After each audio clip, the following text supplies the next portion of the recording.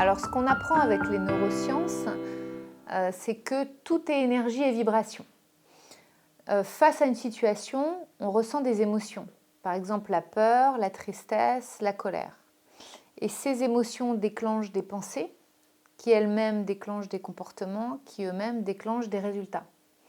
Donc, pour changer un comportement qui est dysfonctionnel, il faut s'intéresser aux émotions ressenties. Si je fais le parallèle avec le management, ce que le management classique n'a pas l'habitude de faire, par exemple en Occident, on considère, jusqu'à présent, on considérait que le management performant, c'est celui qui savait prendre des décisions rationnelles.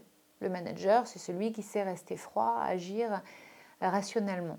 Et on sait aujourd'hui que la performance n'est possible que si le manager a cette capacité à tenir compte des émotions, mais aussi de l'énergie qui circule au sein d'une équipe, entre lui et ses équipes.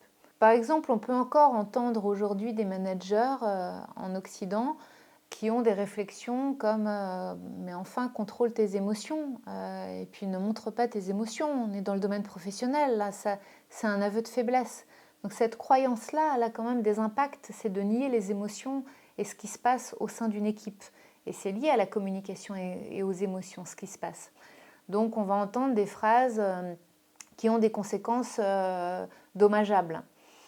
Un manager conventionnel va plutôt cacher ses doutes, va plutôt mettre un voile sur ses propres ressentis, mais aussi sur ceux de son équipe. Donc il va proposer des actions rationnelles, voilà comment on va faire, telle ou telle action pour telle conséquence. Et c'est pour ça que je ne peux pas travailler moi sur la confiance en soi d'une personne sans prendre en compte ses ressentis et la manière dont elle agit avec les autres autour d'elle. Donc un manager peut être excellent dans la connaissance de son métier, mais incapable d'écouter son propre ressenti, et encore moins celui des autres.